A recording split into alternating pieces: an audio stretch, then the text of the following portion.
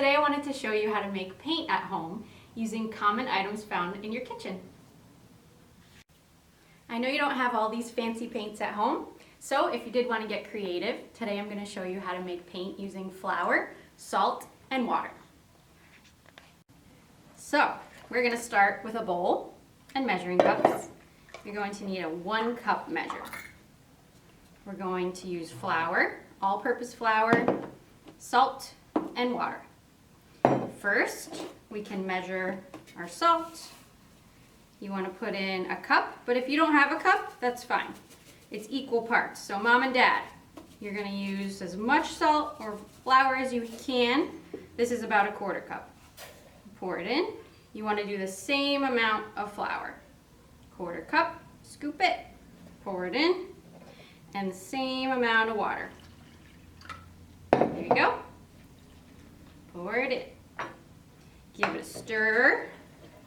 If you want, you could get a little messy with this and use your hands. That might be kind of fun. So stir it all up, and this is going to be your paint.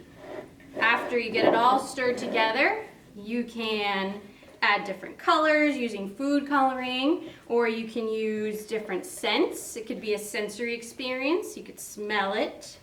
But this paint can be used over and over and over. You're probably not going to use all this at one time, so I'm going to show you how to store it so you can use it as needed. Nice and smooth, the lumps are gone, you can store it. So I'm going to store it in this kind of container today, but you could also store it in any kind of bottle that you want, or this is the best one, a squeeze top. So when you're ready to use it, your paint is in here, you just shake it up, and then you could squeeze it into a little cup.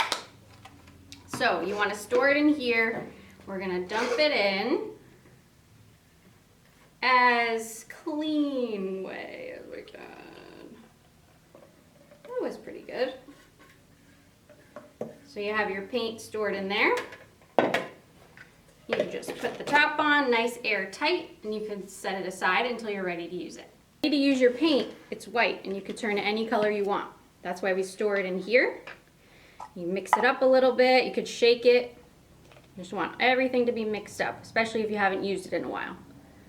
Pour a little paint in your cup. Mix it up again. Make sure everything is nice and smooth.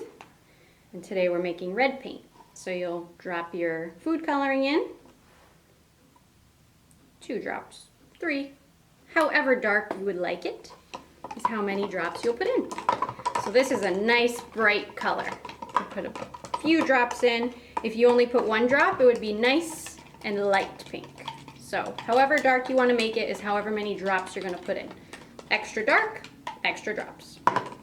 Now if you don't have food coloring at home, you can use other products too.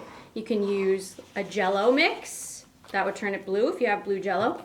Pour a little bit in there, or you can melt it down. You can melt down different colored sprinkles as well with some warm water. So just put some sprinkles in warm water, mix them up, and then add them to your white paint. If you wanted to do a little bit of sensory smells, you can add in nutmeg or cinnamon or another spice. If you added in jam, it would turn your paint red or purple, and it would also give it a little smell. And then you could add in some coffee too. That smells yummy.